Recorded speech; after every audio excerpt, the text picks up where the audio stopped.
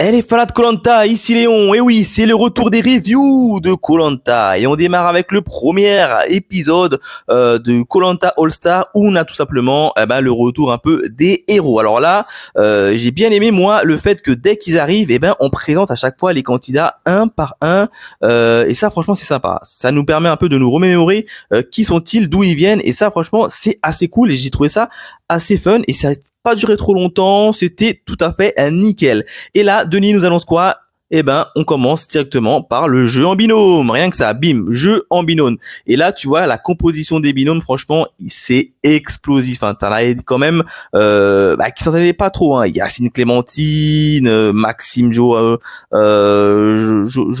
Franchement, c'était assez intéressant au niveau de la construction des binômes. Moi, pour l'instant, je l'aime bien. Je l'aime bien. Les candidats, je les aime bien tous.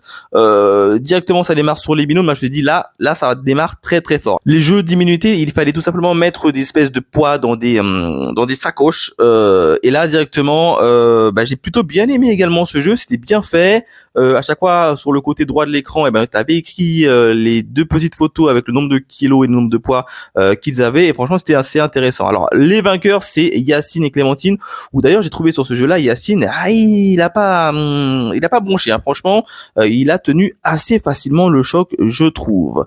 Ensuite directement Denis il leur dit vous allez aller sur une espèce de l'îlot du salut. Hein. Grosso modo, c'est une îlot où tout est installé. T'as le feu, t'as à boire, t'as à manger. En fait, c'est un petit peu un petit room, une petite chambre où tu peux te reposer et refaire le plein. Et donc c'est les vainqueurs Clémentine et Yacine qui y vont, mais ils y vont pas tout seuls. Là t'as Denis qui dit vous pouvez prendre un binôme en plus avec vous. Et là par fair play ils ont pris le binôme qui était finaliste avec eux, Jacques et Charlotte. Et ça franchement c'est assez sympa. Du côté des autres, ils sont envoyés sur l'île directement. Alors a priori dans cette équipe il y a pas d'équipe. Hein. Ça a commencé par les binômes et ensuite les binômes une fois qu'ils seront finis, ils vont démarrer un peu chacun de leur côté. J'ai l'impression. Donc là il y a pas d'équipe et ça va faire. C'est assez intéressant. On va voir notamment Freddy qui va essayer de faire le feu, qui va le louper dans une première fois, mais qui va réussir dans la seconde fois le feu. Donc ça c'était assez sympa également à suivre.